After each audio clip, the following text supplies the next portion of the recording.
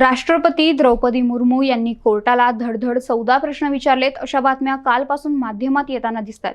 मात्र हे नेमके कोणते प्रश्न आहेत आणि काय आहे संपूर्ण प्रकरण जाणून घेऊयात या व्हिडिओच्या माध्यमातून। मागील महिन्यात सुप्रीम कोर्टाने तामिळनाडू राज्याच्या याचिकेवर निकाल दिला होता। या निकालात राज्यपालांसह राष्ट्रपतींना देखील निर्देश देण्यात आले होते। आता या प्रकरणावरून राष्ट्रपती आणि सुप्रीम कोर्ट एकमेकांसमोर येण्याची शक्यता आहे। राष्ट्रपतींकडे पाठवलेल्या विधेयकावर त्यांनी 3 महिन्यात निर्णय द्यावा असा निर्णय कोर्टाने दिला होता। त्यावरून बरीच चर्चा झाली। राष्ट्रपती द्रौपदी मुर्मू यांनी या ऐतिहासिक निर्णयावर सर्वोच्च न्यायालयाचे मत मागितले आहे।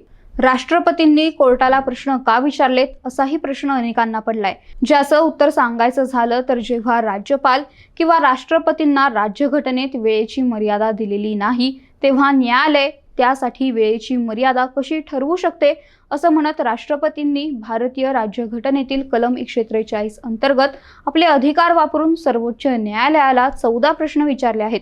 हे प्रश्न राज्यपाल आणि राष्ट्रपतींच्या अधिकारांशी संबंधित आहेत। राष्ट्रपती द्रौपदी मुर्मू यांनी सर्वोच्च न्यायालयाला विचारलेले प्रश्न हे संविधानाच्या कलम 361, 200, 201, 145(3), 143, 142 आणि 131 शी संबंधित आहेत। आता राष्ट्रपतींनी सुप्रीम कोर्टाला नेमके कोणते प्रश्न विचारलेत ते पाहूयात।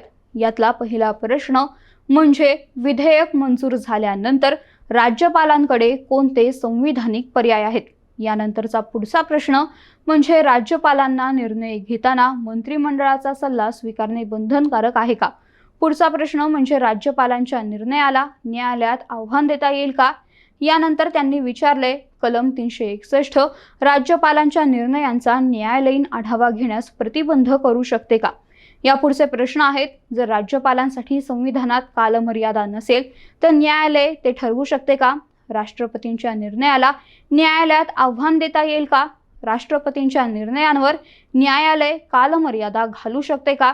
राष्ट्रपतींना सर्वोच्च न्यायालयाचे मत घेणे बंधनकारक आहे का। यानंतर राष्ट्रपतींनी कलम 142 शी संबंधित प्रश्न विचारला।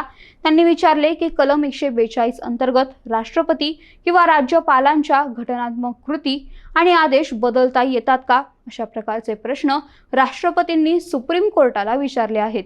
तर या सगळ्यावर तुमचं मत काय आहे ते आम्हाला कमेंट करून नक्की सांगा आणि ऑनलाईन नेताच्या पेजला फॉलो आणि आमच्या YouTube चॅनलला सबस्क्राइब करायला विसरू नका। धन्यवाद।